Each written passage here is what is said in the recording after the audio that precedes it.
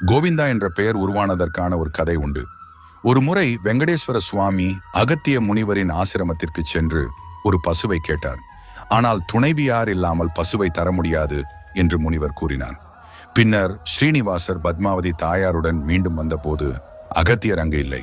சீடர்களோ குருவின் அனுமதியின்றி பசுவை கொடுக்க மறுத்துவிட்டனர்.